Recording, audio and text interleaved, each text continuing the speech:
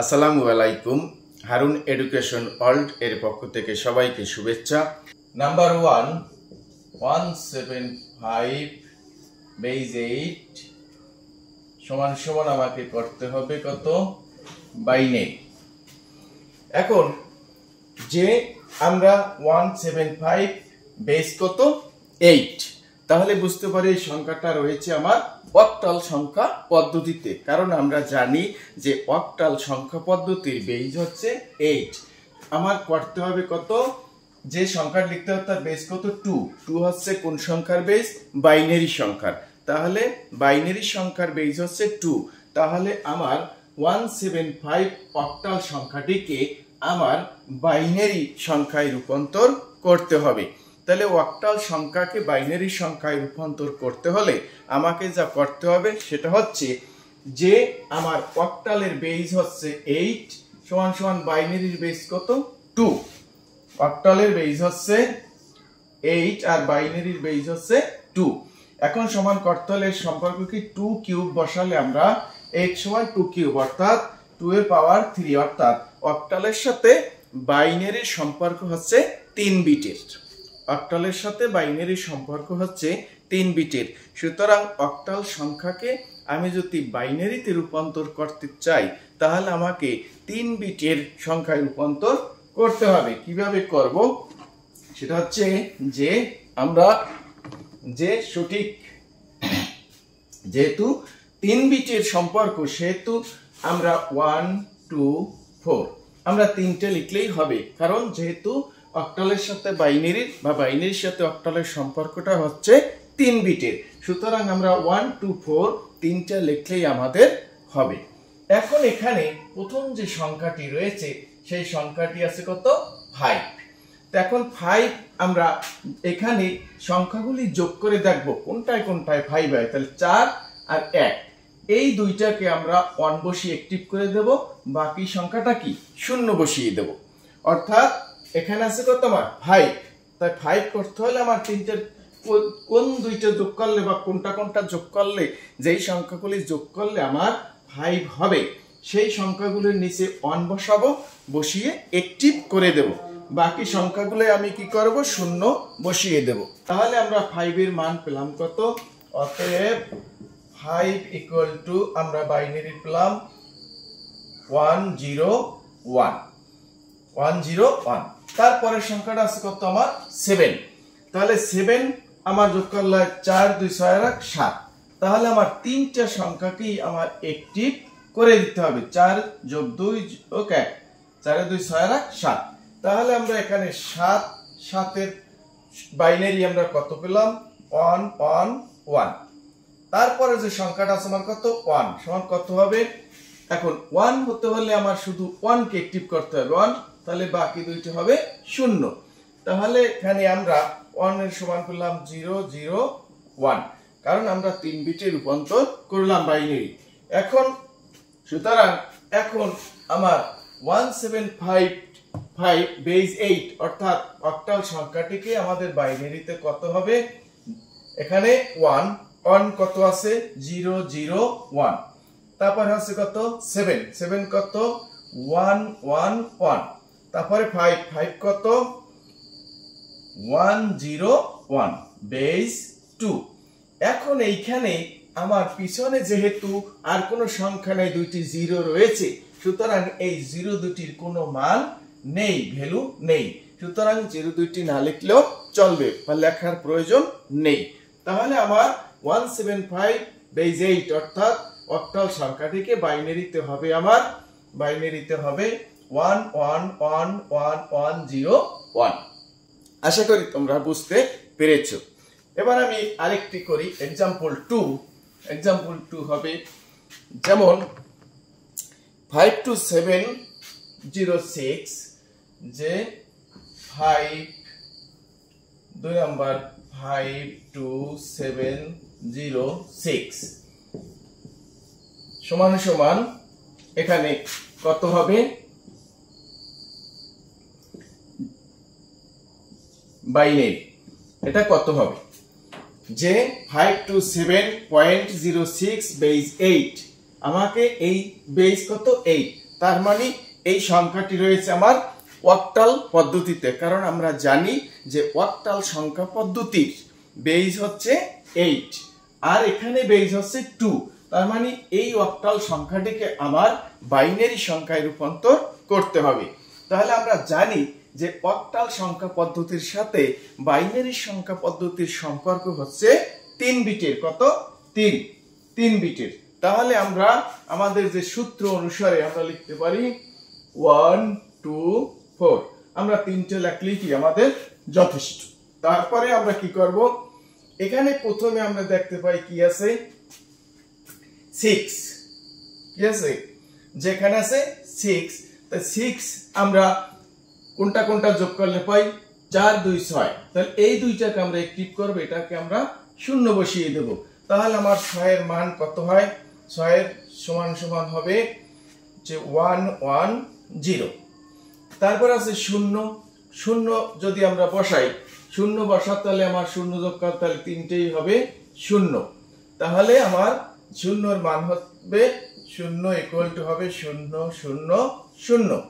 তারপর কি আছে 7, 7 যদি আমরা করতে যাই তাহলে 4 2 6 1 7, তিনটাকেই আমার একটিভ করতে হবে। তাহলে 7 এর মান দাঁড়াবে কত 1 1 1। এরপরে আমার কি করতে হবে যে 2 এর মান কত, এখানে 2 আছে, একটিভ করে দিই, বাকি দুইটা শূন্য হবে। তাহলে আমার 2 এর মান হবে 0 1 0। তারপর আছে 5 কে যদি আমরা এখানে করতে যাই তাহলে আমার কি হবে 4 যোগ 1, তাহলে 1 0 1, কারণ 4 আর 1 5, এটাকে ইনঅ্যাক্টিভ করতে হবে। তাহলে আমার যে 5 আছে, 5 এর মান আছে 1 0 1। আমি এটা বের করে নিলাম। এখন আমার এখানে কি করতে হবে, প্রথমে আমার যে সংখ্যাটা আছে 6 এর মান কত 0 1 1। তারপরে আমার আছে 0 এর মান কত আছে আমার 0 0 হচ্ছে 0 0 0, তাহলে 0 0 0। তারপরে হচ্ছে আমার এখানে 7 এর মান কত 1 1 1 1। তারপরে তাহলে 1 1 1, এখানে দশমিক, কারণ এই দুইটার মানের পরে দশমিক, আমরা এখানে দশমিক বসিয়ে দেব। তারপর আছে 2 এর মান কত 0 1 0। তারপর আছে 5 এর মান কত 1 0 1 বেশ 2। এটা হচ্ছে আমার বাইনারি সংখ্যা। তাহলে আমার আলটিমেট রেজাল্ট কত, যে 527.06 অক্টাল ইকুয়াল টু 1010111.000110। এটাই হচ্ছে বেস 2, এটা হচ্ছে আমার বাইনারি মান। এবারের আলোচনার বিষয় হচ্ছে আমার A09.E2 base 16 equal to base 2। অর্থাৎ আমরা জানি 16 বেস, তার মানে সংখ্যাটা রয়েছে কি হেক্সাডেসিমালে, কারণ আমরা জানি হেক্সাডেসিমাল সংখ্যা পদ্ধতির বেস হচ্ছে 16 অর্থাৎ 16। এটাকে করতে হবে কি বেস 2 হচ্ছে কি বাইনারি, অর্থাৎ বাইনারি সংখ্যায় রূপান্তর করতে হবে, যে হেক্সাডেসিমালের এই সংখ্যাটি বাইনারিতে লিখলে কি রকম হবে, এটাই হচ্ছে এখন আমাদের আলোচনার বিষয়। এখন আমরা জানি যে হেক্সাডেসিমালের বেস হচ্ছে 16 আর বাইনারির বেস হচ্ছে 2। 16 ইকুয়াল টু 2, দুইটা যদি আমরা সমান করি 16 সমান হতে 2 এর পাওয়ার লাগবে 4। অর্থাৎ হেক্সাডেসিমাল এবং বাইনারির সম্পর্কটা হচ্ছে 4 বিটের। অর্থাৎ বাইনারির সাথে হেক্সাডেসিমালের সম্পর্ক 4 বিটের, আবার হেক্সাডেসিমালের সম্পর্ক বাইনারির সাথে 4 বিটের। তাহলে আমরা এখানে যে হেক্সাডেসিমাল সংখ্যাটি রয়েছে সেটাকে আমরা 4 বিটের বাইনারি সংখ্যায় রূপান্তর করব। তাহলে কিভাবে করব, আমরা যেহেতু 4 বিটের সংখ্যা, তাহলে 1 2 3 1 2 4 8 1 2 4 8, এই চারটা লিখে নিলে আমাদের চলবে, আর বেশি লেখার প্রয়োজন নেই। এখন এখানে আমার প্রথমে কি আছে 2, সংখ্যাটা আছে কত 2। তাহলে এখন 2 থাকলে 2 আমার কি শুধু 2, তাহলে এটাকে অ্যাক্টিভ করে দিলে হয়, বাকিগুলি কি আমার শূন্য বসিয়ে দিতে হবে। তার মানে এখানে যে 2 আছে 2 ইকুয়াল টু হবে 0 0 1 0। তারপর আছে কি ই, এখন ই সমান কত, আমার এই যে ই সমান হচ্ছে যে আমরা জানি হেক্সাডেসিমালে a সমান সমান 10, b সমান সমান 11, c সমান সমান 12, d সমান সমান 13, e সমান সমান 14, f সমান সমান 15। এখন আমার এখানে রয়েছে কি ই, তাহলে ই সমান কত আমার 14, তাহলে অর্থাৎ ই সমান সমান আমার কত 14 সমান সমান, তাহলে আমার এখানে 14, তাহলে 14 লিখতে হলে আমাকে এখানে কয়টা যোগ করতে হবে 8 আর স্যার 12 আর 2 14, এটা এটা এটা এই তিনটাকে অ্যাক্টিভ করতে হবে, বাকিটা শূন্য বসিয়ে দিতে হবে। তাহলে আমার এখানে এর মানটা দাঁড়ায় কত 1 1 1 0। তারপরে আমাকে যেটা করতে হবে সেটা হচ্ছে যে 9 এর মানটা কত হবে 9, আমরা এখানে যদি দেখি তাহলে 9 8 আর 1 9, তাহলে এটা এটা দুইটাকে অ্যাক্টিভ করব, বাকিগুলি কি শূন্য বসিয়ে দেব, তাহলে 9 এর মানটা হবে 1 0 0 1। তারপরে আমরা যেটা করতে পারি সেটা হচ্ছে যে এখানে 0, তাহলে 0 এর মান কত হবে, 0 এর মান হবে, তাহলে সবগুলোই আমার ইনঅ্যাক্টিভ করতে হবে, তাহলে 0 এর মান হবে 0 0 0 0। তারপরে হচ্ছে a, তাহলে a সমান সমান কত 10 সমান সমান, তাহলে 10 করতে হলে আমার এখানে কি করতে হবে 8 আর 2 এ 10, তাহলে এটা এটা অ্যাক্টিভ করতে হবে, বাকিগুলি শূন্য বসাতে হবে। তাহলে এর মান কত দাঁড়ায় আমার, এর মান হলো 1 0 1 0, তাহলে 1 0 1 0 এই মানগুলি হচ্ছে গিয়ে আমার বের হলো।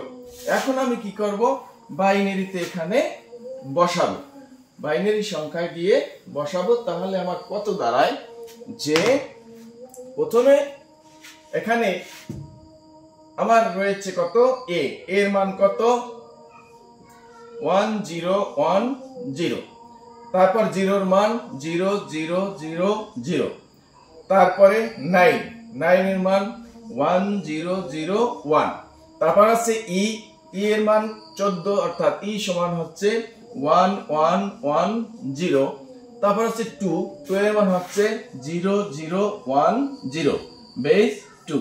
এটাই হচ্ছে আমার আলটিমেট অ্যানসার, অর্থাৎ A09.E2 বেস 16, অর্থাৎ হেক্সাডেসিমাল বাইনারি হবে এতটুক। এখন যেহেতু দুইটা 2 এবং ই পরে দশমিক, তাহলে এই 2 এবং ই এর পরে এখানে আমার কি হবে পয়েন্ট বসে যাবে, কারণ এটা হচ্ছে 2 এর মান আর এইটা হচ্ছে ই এর মান, তারপরে আমার পয়েন্টটা বসিয়ে দিতে হবে, কারণ এখানে দুইটার পরে যেহেতু পয়েন্ট, এখানে আমার এই যে দুইটার পরে এখানে মাঝখানে পয়েন্টটা বসিয়ে দিতে হবে।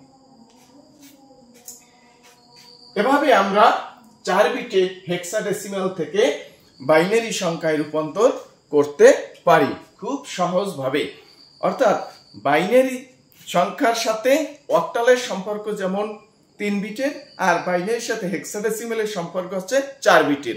দুইটাই অক্টাল থেকে বাইনারি এবং হেক্সাডেসিমাল থেকে বাইনারি, দুইটার নিয়ম একই, শুধু অক্টাল থেকে বাইনারি করতে হয় 3 বিটে আর হেক্সাডেসিমাল থেকে বাইনারিতে রূপান্তর করতে হয় 4 বিটে। পার্থক্য শুধু এটুকুই। অক্টাল থেকে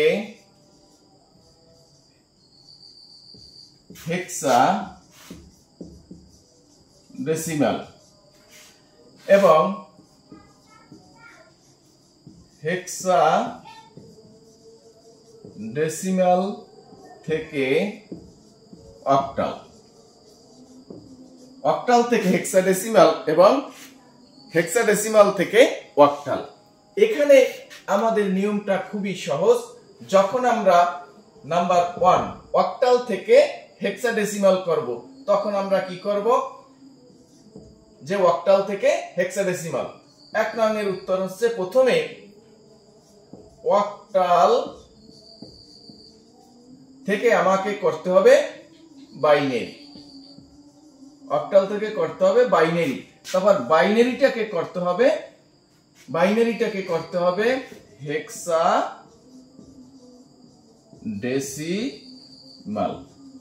করতে হবে হেক্সাডেসিমাল। আর দুই নাম্বার হেক্সাডেসিমাল থেকে যখন আমরা অক্টাল করব তখন আমাদের করতে হবে হেক্সাডেসিমাল থেকে আমার করতে হবে বাইনারি, এবং বাইনারি থেকে আমার করতে হবে অক্টাল।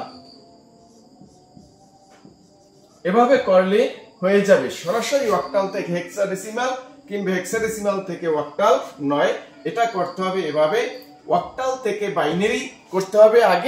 আগে অক্টাল থেকে বাইনারি করতে হবে, তারপর সেই বাইনারিকে আবার হেক্সাডেসিমাল করতে হবে। প্রশ্ন আসছে যে এটা করে দেখান লাগবে কি না। আমি এখন একটু আগেই অক্টাল থেকে কিভাবে বাইনারি করতে হয় সেটা যেমন দেখিয়েছি, সেই বাইনারি থেকে আবার হেক্সাডেসিমাল করলে আমার উত্তরটা বের হয়ে যাবে।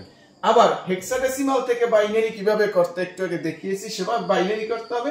বাইনারি থেকে আবার কি করতে হবে অক্টাল, তাহলেই আমার কিন্তু উত্তরটা বের হয়ে যাবে। এভাবে করতে হবে। অর্থাৎ যে অক্টালকে হেক্সাডেসিমাল অক্টালকে যদি আমার হেক্সাডেসিমাল করতে বলা হয় তাহলে অক্টালকে আগে বাইনারি করতে হবে, বাইনারি থেকে হেক্সাডেসিমালে রূপান্তর করলে আমার আলটিমেট রেজাল্ট পাওয়া যাবে। আর দুই নাম্বার যদি হেক্সাডেসিমাল থেকে অক্টাল করতে বলা হয় তাহলে আমার হেক্সাডেসিমালকে আগে বাইনারি করতে হবে, বাইনারিটাকে আবার অক্টালে রূপান্তর করতে হবে, তাহলে আমার হেক্সাডেসিমাল থেকে অক্টালের আলটিমেট বা চূড়ান্ত রেজাল্ট বা ফলাফল পাওয়া যাবে। আজ এ পর্যন্তই।